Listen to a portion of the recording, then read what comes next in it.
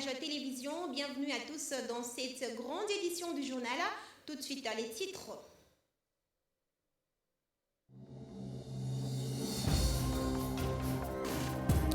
À l'Assemblée provinciale du Haut-Katanga, les membres du bureau viennent d'être destitués.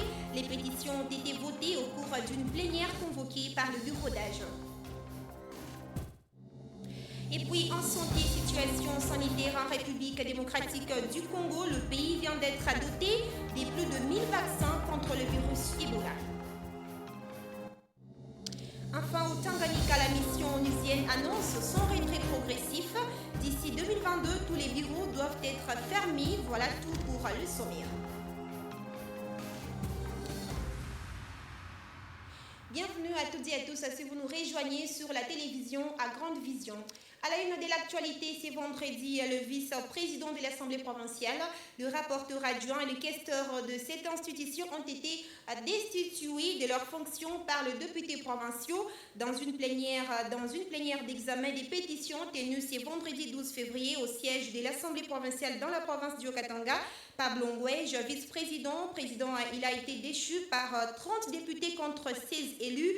Le même résultat a été observé pour le rapporteur adjoint. Prudence Kabangui, questeur de l'Assemblée provinciale, a également été destitué. Le président de l'organe délibérant a aussi été destitué par le député provincial. C'est même vendredi. Il était accusé de détournement des fonds publics.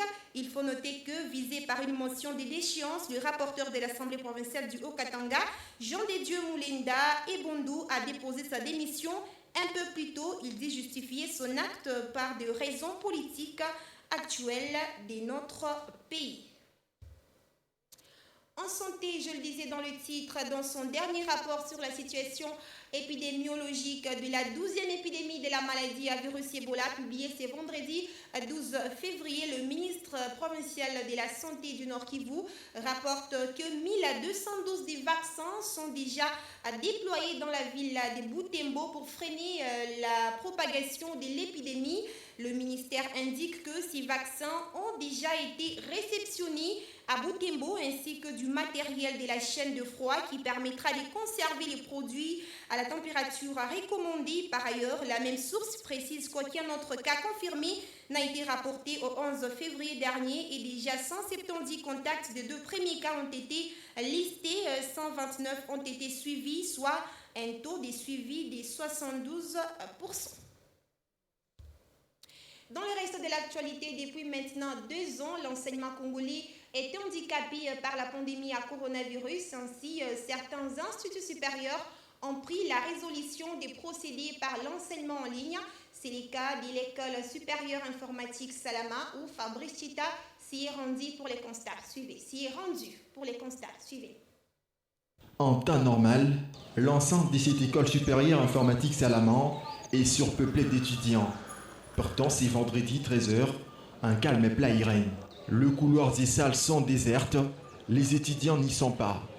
Respectant ainsi la suspension des activités académiques édictée par le chef de l'État Félix-Antoine Tshisekedi depuis le 18 décembre dernier afin de lutter contre la deuxième vague de la pandémie à coronavirus. Une situation qui a conduit les IS d'expérimenter les cours en ligne. Jacques Safari, enseignant à cet institut supérieur, évoque la procédure de cet enseignement par vidéoconférence. Nous sommes obligés d'être là, nous enseignons, et au même moment, les étudiants sont aussi à la maison, sont en train de nous suivre, de telle façon qu'ils peuvent poser des questions en direct. Et c'est là nous avons suffisamment de logiciels qui ont la possibilité des étudiants aussi, et selon la facilité. À mode déconnecté, ce que nous permettons, les mêmes vidéos là que nous avions enregistrées, donc la vidéo nous enregistrons pendant que nous sommes en train d'enseigner en ligne et en mode connecté, nous la laissons disponible pour les étudiants, pour que les étudiants qui ne sont pas connectés en direct, pour qu'ils viennent aussi révisionner la même vidéo, entendre les enseignements et même les interventions de leurs collègues. Après, ils laissent des commentaires ou bien ils peuvent nous écrire par mail pour que nous puissions répondre à leurs questions.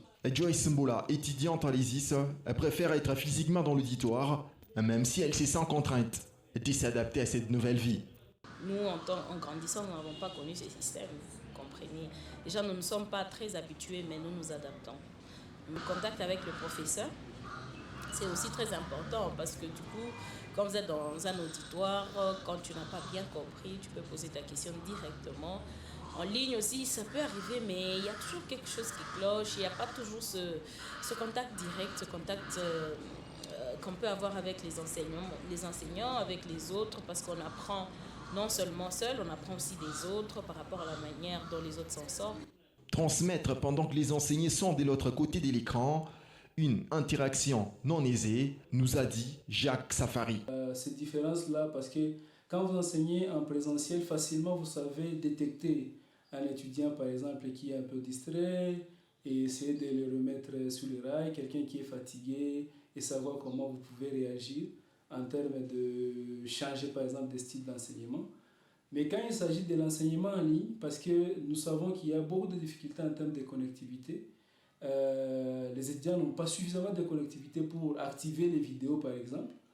Ce qui veut dire que c'est difficile de savoir si quelqu'un est en train de dormir, par exemple. Donc on est obligé à tout moment de pouvoir poser des questions, savoir si quelqu'un est en ligne, si l'étudiant est encore en ligne, ainsi de suite. Pendant que la réouverture des cours est déjà envisagée par le chef de l'État, certaines écoles supérieures ont su continuer avec les cours en s'adaptant à la nouvelle technologie. Avant de fermer ces chapitres relatifs à la santé, faisons le point sur l'évolution de la COVID-19 sur toute l'étendue du territoire national. Sur 573 échantillons testés les jeudis 11 février, en République démocratique du Congo, 126 se sont déclarés positifs au coronavirus.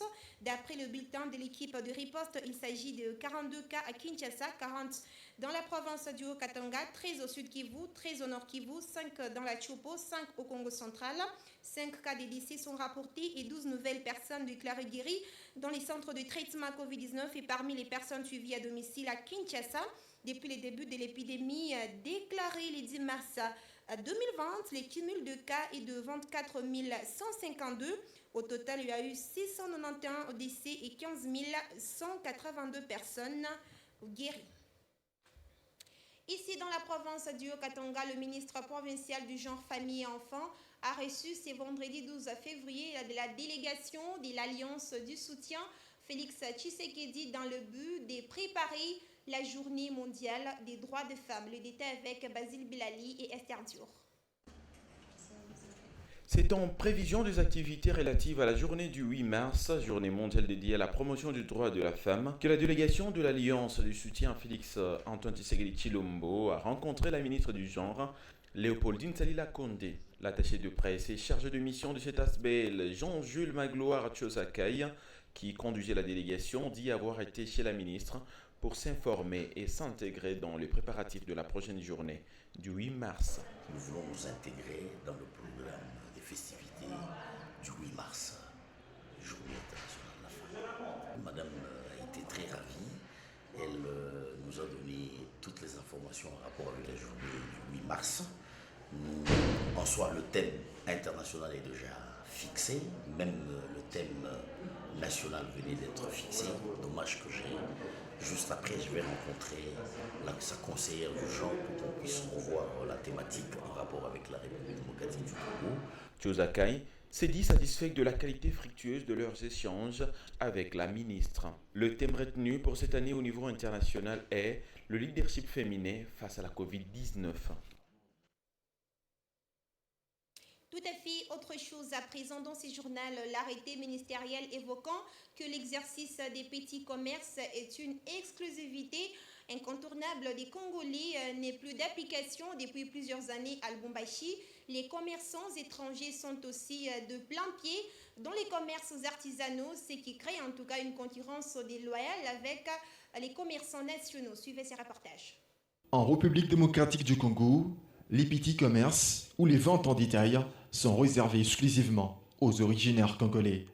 En revanche, sur les marchés, ces secteurs est envahi par les étrangers. Félix Kibambe Mutombo exerce les petits commerces depuis maintenant plusieurs années, cessant heurté à une concurrence qu'il juge déloyale. On est influencé quasi, mais on a assisté au Kilekin, puissamment parce qu'on a qu'il y a pas. Et normalement bale ba étranger leo aleta bintu bya mingi benye tunaweza kuuza shi ku gros shi tunakuisha ku detail kama bobe kona weka ku detail wewe unaweka bei ya chini par rapport ya hivi là on ne sait plus retrouver ile tu marge à bénéfice soit ba client benye banaweza kuuza shi ku detail banaenda kubauza bo non nous retrouvons et donc un peu perturbé ma qualité de. Il y a un arrêté ministériel existant depuis 1979, mais qui souffre d'applicabilité, étant donné que les opérateurs économiques étrangers n'y se conforment toujours pas à cette mesure.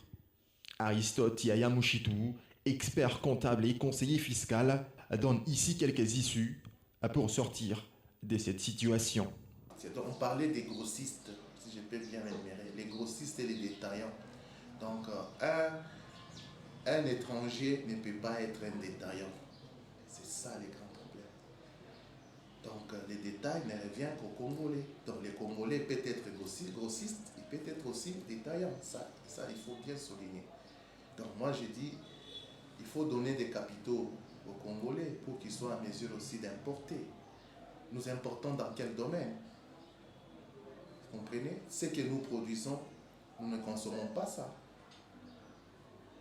Donc nous consommons ce qui vient de l'extérieur. Donc l'économie est extravertie. Donc il faut beaucoup de techniques pour arriver à donner cette partie des détails uniquement aux Congolais, parce qu'il y a des Congolais qui sont grossistes, exportation des marchandises, parler des détaillants et des grossistes. C'est bien, nous devons encourager les Congolais. Est-ce qu'ils ont les moyens? Donner les moyens aux Congolais pour les encourager. Maintenant, on parlait de financement là. On a des problèmes. On devait financer les jeunes. Donc on va bien catégoriser les jeunes qui doivent être financés. Est-ce qu'ils ont eu à travailler avant pour qu'ils soient financés? Donc dans ces domaines-là, il y a à boire et à manger. En économie, il n'y a pas de morale. Les mêmes grossistes, ils ont un chiffre d'affaires moins que les détaillants, parce qu'ils ont une grande vitesse de rotation. Donc sur ce point-là, il y a à boire et à manger. Notre économie est extravertie, notre économie est tournée vers l'extérieur. Nous n'importons pas plus, nous importons beaucoup. Dans une bonne économie, il faut exporter. Les autorités compétentes sont appelées à résoudre cette situation qui perdure depuis maintenant plusieurs années, pour redonner du sourire aux lèvres à tous les petits commerçants congolais.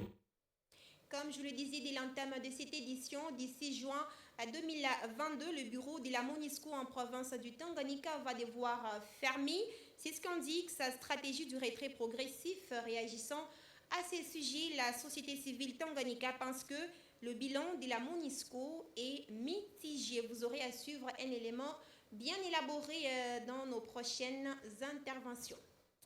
Parlons à présent des informations au-delà de nos frontières. La Commission européenne avertit que le Tigré s'approche d'une situation de famine alors que la région est coupée du monde après 4 mois de conflit. Erroneous. La Commission européenne a averti ce jeudi que le Tigré s'approchait d'une situation de famine. La région est toujours coupée du monde alors que le conflit entre dans son 4e mois. La Commission compte ainsi reporter le versement d'une aide à l'Éthiopie dans l'attente de la fin des hostilités. L'Éthiopie est l'un des rares pays avec lequel l'Union européenne a un engagement stratégique.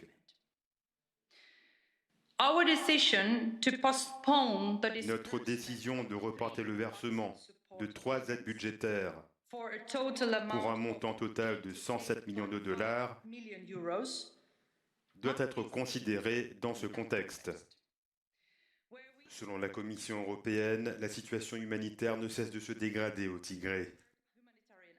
Plus de 4,5 millions de personnes ont un besoin urgent d'aide alimentaire, dont 2,2 millions de déplacés internes. Réclamant un accès humanitaire sans entrave et une enquête sur des violations de droits de l'homme, la Commission a également débloqué 84 millions de dollars pour l'accueil de réfugiés au Soudan. C'était plutôt un reportage de nos confrères d'Africa News et non d'Hero News, comme précédemment annoncé. Avant de refermer cette édition du journal, le ministre russe des Affaires a affirmé ce vendredi que Moscou était prêt à rompre ses relations avec l'Union européenne si elle adoptait des sanctions menaçant justement l'économie du pays. Suivez ce reportage de nos confrères de Euronews. Rien ne va plus entre la Russie et l'Union européenne. Le ministre russe des Affaires étrangères a affirmé ce vendredi que Moscou était prêt à rompre ses relations avec l'Union européenne si cette dernière adoptait des sanctions menaçant l'économie du pays. Des propos qui font suite aux pressions venues du côté de Josep Borrell pour la libération de l'opposant russe Alexei Navalny. Nous partons du fait, dit Sergueï Lavrov, que nous sommes prêts à rompre ces relations. Nous sommes voisins. L'Union européenne est toujours notre principal partenaire commercial et d'investissement. De nombreuses entreprises travaillent ici, il y en a des centaines, des milliers. Les affaires sont mutuellement bénéfiques et nous continuerons. Nous ne voulons pas nous isoler de la vie mondiale, mais nous devons être prêts à cela. Si vous voulez la paix, préparez-vous à la guerre. Au vu des derniers échanges tendus entre Bruxelles et Moscou, une telle évolution ne surprendrait pas ce porte-parole de l'Union européenne. Ce qui est également très clair, c'est la réponse de la Russie, ou l'idée de la Russie sur la manière dont elle veut faire progresser nos relations. Pour cela, nous n'avons pas besoin d'une interview du ministre des Affaires étrangères aux médias locaux. Nous avons ici une indication claire et une réponse claire dans la manière dont ils ont répondu à l'initiative de Josep Borrell pour voir s'ils sont prêts à inverser la tendance négative dans nos relations. Ainsi, ce que la Russie fait, c'est souligner son idée de la manière dont elle veut façonner les relations avec l'Union européenne. La tentative d'empoisonnement puis l'arrestation du critique le plus virulent du président Poutine n'ont fait que montrer que Moscou n'avait aucune intention de tenir compte des avertissements européens, encore moins des sanctions dont les premières salves ont été décidées dès 2014 après l'annexion de la Crimée par la Russie. Les relations entre les deux géants n'ont fait que se tendre depuis. Ainsi se referme cette édition du journal. Si vous nous avez pris diffusion en cours, voici tout de suite le rappel de titres. À l'Assemblée provinciale du Katanga, les membres du bureau viennent d'être destitués. Les pétitions ont été votées au cours d'une plénière convoquée par le bureau d'âge de cette institution. Vous avez eu les détails au cours de cette édition du journal. En santé, situation sanitaire en République démocratique du Congo, le pays vient d'être doté de plus de 1000 vaccins contre le virus Ebola. Vous avez également suivi les détails dans cette édition. Et puis, au Tanganyika, la mission onusienne annonce son retrait progressif. D'ici 2022, tous les bureaux doivent être fermés, élément à suivre dans nos prochaines éditions. Mesdames et messieurs, c'était l'essentiel de cette édition du journal préparé par toute la rédaction des Héritages Télévision. Merci à vous de l'avoir suivi. Surtout, prenez soin de vous et restez fidèles à nos programmes. Je fixe rendez-vous demain à partir de 9h.